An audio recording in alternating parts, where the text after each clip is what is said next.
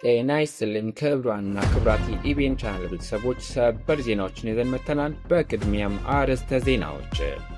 የውጭ ጉዳይ ሚኒስቴር በሳውዲ ስለተፈረደባቸው ኢትዮጵያውያን ከሀገሪቱ ባለስልጣናት ጋር በቅርበት እየተነጋገረ መሆኑን ገለጸም። የአሜሪካ ጦር ኢራንን መደብደቡን እንደቀጠለ ነው። ኢራናውያኑ ትራምፕ ላይ እርምጃ እንዲወሰድ መጠየቃቸው የቴህራንን ፖሊሲ ይቀይር ይሆን? ዩናይትድ ኪንግደም ውስጥ በሙቀት ምክንያት ከ2700 በላይ ሰዎች ሞተው ሊሆን እንደሚችል ተገለጸም። ጀርመን ለዩክሬን 50,000 የጥቃት ድሮኖችን በገንዘብ እየደገፈች መሆኑ ተገለጸም። እነዚህና ሌሎች ተጨማሪ መረጃዎችን ከሀገር ውስጥና ከውጭ አሰናድተናል። ይከታተሉ። ታማኝነት ላለውና ለፈጣን መረጃ ኢቢኤን ዜናን ምርጫው ያድርጉ። ጌታ ያውቃል ማንደፍሮት ነኝ። ኢቢኤን የዜና ቻናልን ሳብስክራይብ ያድርጉ። ትኩስ መረጃዎች ቶሎ እንዲደርሶት የደወል ምልክቱን ይጫኑ። የውጭ ጉዳይ ሚኒስቴር በሳውዲ ስለተፈረደባቸው ኢትዮጵያውያን ከሀገሪቱ ባለስልጣናት ጋር በቅርበት እየተነጋገረ መሆኑን ገለጸም። የውጭ ጉዳይ ሚኒስቴር ሳውዲ አረቢያ ውስጥ የህግ ሂደት ላይ ያሉ እና የፍርድ ውሳኔ የተላለፈባቸው ኢትዮጵያውያንን በተመለከተ ከሚመለከተው የአገሪቱ ባለስልጣናት ጋር በቅርበት እየተናገረ መሆኑን አስታወቀ። በርካታ ኢትዮጵያውያን ስደተኞች የሚገኙባት ሳውዲ አረቢያ ከጥር እስከ ሰኔ ባሉት 6 ወራት ውስጥ 7 ኢትዮጵያውያን በሞት መቅጣቷ ዓለም አቀፍ የሰብአዊ መብት ተሟጋች አምነስቲ ኢንተርናሽናል ከ3 ሳምንት በፊት ባወጣው መግለጫ አስታውቋል። ሐሚሲ ሙሻይቲ በተባለው እስር ቤት ቢያንስ 63 ኢትዮጵያውያን ደግሞ ተፈርዶባቸው እየተጠባበቁ መሆኑን አምነስቲና ሌሎች ዓለም አቀፍ የሰብአዊ መብት ተቋማት ሂውማን ራይትስ ዎች ጨምሮ ገልጸዋል። የውጭ ጉዳይ ሚኒስቴር ዛሬ ሰኞ ሐምሌ 6 2018 ዓ.ም ባወጣው መግለጫ የኢትዮጵያ መንግስት በውጭ ሀገር ለሚገኙ ዜጎች ደህንነት ጥበቃና የቆንስላ እገዛ ትልቅ ቦታ እንደሚሰጥ ጠቅሷል። ከዚህ ጋርም በተያያዘ መንግስት የህግ ሂደት ላይ ያሉና የፍርድ ውሳኔ የተላለፈባቸው ኢትዮጵያውያን በተመለከተ ከሳውዲ ጋር በከፍተኛ መንግስት ደረጃ መነጋገሩን እንደቀጠለ ገልጿል። በተጨማሪም ሪያድ ውስጥ በሚገኘው ኤምባሲና በጅዳ ቆንስላ ጽሕፈት ቤት አማካኝነት አስቸጋሪ ሁኔታዎች ላይ ገጠማቸው ኢትዮጵያውያን ዜጎች ሰብአዊነትን ከግምት ያስገባ እርምጃ እንዲወሰድ የሚደረገው ጥረት መቀጠሉን ገልጿል። በዲፕሎማሲያዊ ቢሮአቸው አማካኝነት ኢትዮጵያውያኑ የቆንስላ ድጋፍ እንዲያገኙ ለማድረግና ተገቢውን መፍትሄ ለማስገኘት ከሚመለከታቸው የሳውዲ ባለስልጣናት ጋር መደበኛ ግንኙነትና ገንቢ ውይይት እየተካሄደ መሆኑን ጠቅሷል። ሚኒስቴር መስሪያ ቤቱ እንደሚገልጸው ጥረቶች ሳውዲ ውስጥ ፍርድ የተላለፈባቸው በአጠቃላይ 1971 ኢትዮጵያውያን ንጉሳዊ ምህረት እንዲያገኙ አስችሏል።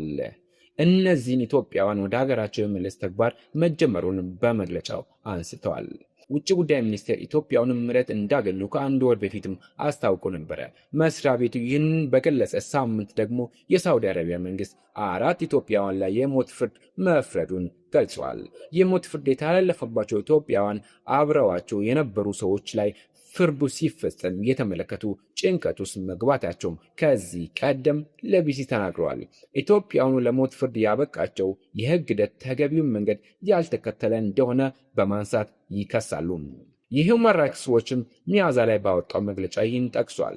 የተቋሙ ከፍተኛ ተመራማሪ የሆኑት ናዲያ ሄርማን ሳውዲ አረቢያ መሰረታዊ የህግ ሂደትን በሌለበት ፍርዶች አማካኝነት የኃይል ድርጊት በሌለባቸው ወንጀሎች የተከሰሰ የውጭ ስደተኞችን ለሞት መቅጣት ፈቃደኛ መሆኗ መብቶቻቸውና ህይወታቸውን እንደማታከብር ያንጸባርቃል ብለዋል። ዛሬ መግለጫ ያወጣው የውጭ ጉዳይ ሚኒስቴር በበኩሉ በውጭ የሚገኙ ኢትዮጵያውያን ጥቅም፣ መብትና ደህንነት ለማስጠበቅ የሚያስችሉ የዲፕሎማሲና የቆንስላ አማራጮችን በሙሉ መጠቀም እንደሚቀጥል አስታውቋል።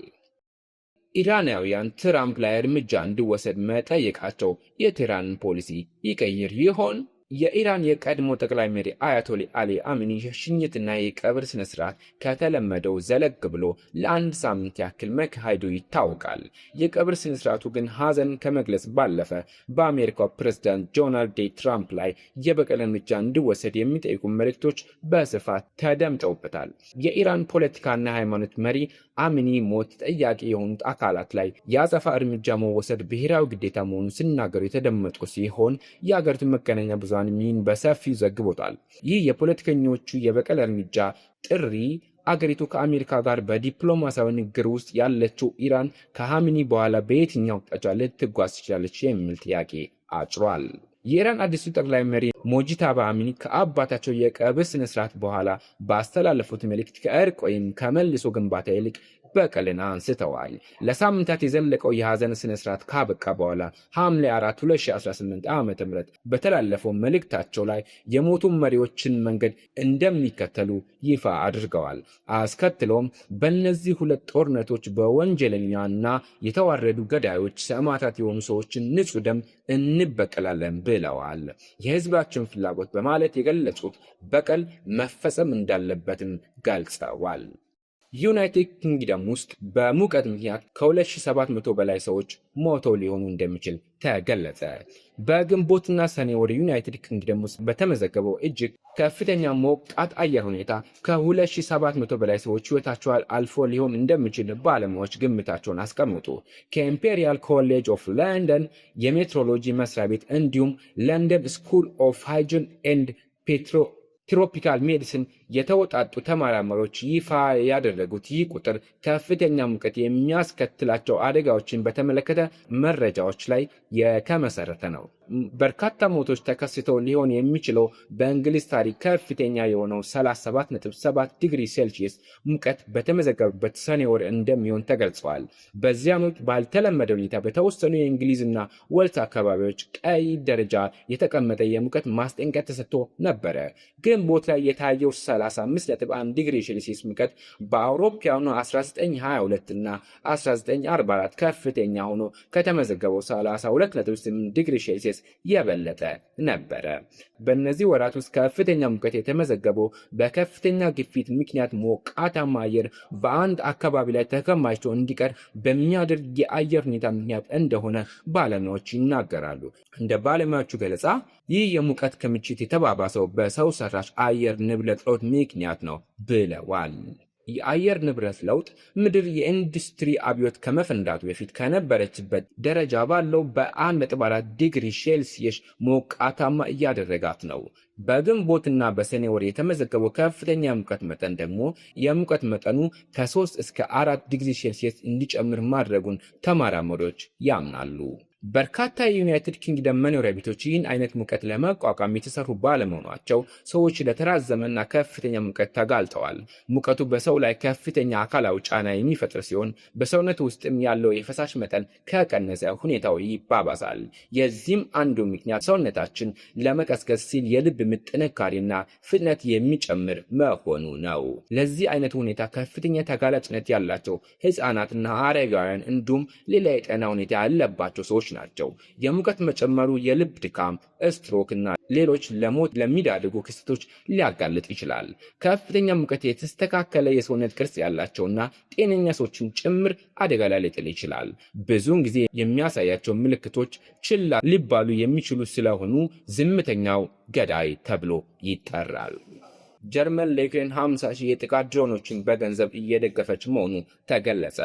ጀርመን ለዩክሬን 50 ሺህ የጥቃት ድሮኖችን ለማቅረብ የገንዘብ ድጋፍ እያደረገች መሆኑን ጉዳዩን በቅርበት የሚያውቁ ምንጭ ገልጿል። ይህ ትዕዛዝ አንድ የምዕራብ ሀገር ለዩክሬን ከፈጸመቻቸው ትልልቅ የድሮን ግዢዎች መካከል አንዱ እንደሆነም ገልጿል። ዩክሬን ከሩሲያ ጋር ከ4 ዓመታት በላይ በዘለቀው ጦርነት ውስጥ በተለያዩ አይነት ሰው አልባ ተሽከርካሪ ድሮኖች ላይ በእጅጉ ተመርኩዛለች።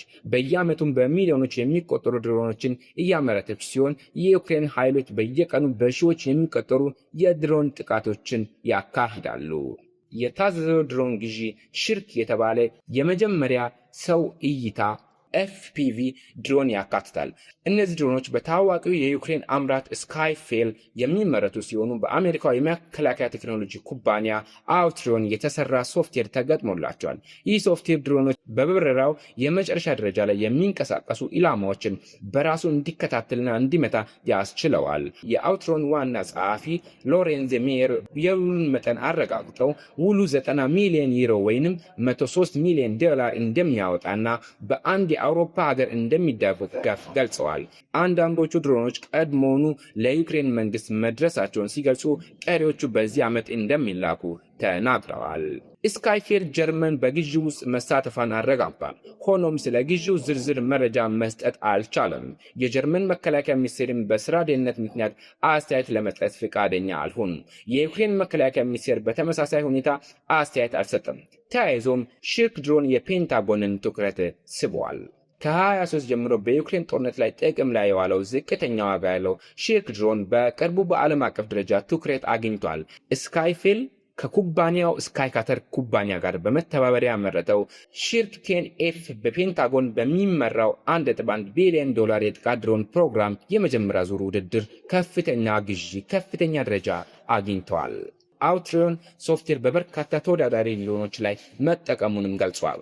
ሜየር እንደገለጹት አውትሪዮን በተለያዩ የድሮን አምራቾች ጋር በመተባበር በተለያዩ የምዕራብ ሀገራት ድጋፍ በዚህ ዓመት በአጠቃላይ 100,000 ድሮኖች ለዩክሬን እያቀረበ ነው። ይህም 30,000 ድሮኖችን ለማቅረብ የተፈራረመውን $50 ሚሊዮን የፔንታጎኑ ያካትታል። እነዚህም ድሮኖች ቀድሞውኑ ለዩክሬን መድረሳቸውን ተገልጿል። ባለፈው ወር ብሪታንያ $752 ሚሊዮን ወይም ወደ $1.0 ቢሊዮን የጦር ፓኬጅ ድጋፍ አካል በዚሁ ዓመት 150,000 ድሮኖችን ለዩክሬን እንደምታቀርብ አስታውቃለች። ለሰዓቱ ያዝናቸው ዜናዎች ይህን ይመስሉ ነበረ። ከጥቂት ሰዓታት በኋላ በሌሎች መረጃዎች እስከምንገናኝ መልካም ቆይታ ይሆንላችሁ። ሀሳብ አስተያየታችሁን እንዲሁም ጥቆማችሁን ኮሜንት ማስቀመጫ ላይ ያስቀምጡልኝ። ታማኝነት ላለውና ለፈጣን መረጃ ኢቢኤን ዜናን ምርጫው ያድርጉ። አብሬያቸው ቆየሁት። እኔ ጌታው ቃልማን ደፍሮት ነበር። ኢቢኤን የዜና ቻናልን ሰብስክራይብ ማድረጎን አይርሱ። ቀጣይነት ላለው መረጃ የደወል ምልክቱን ይጫኑ።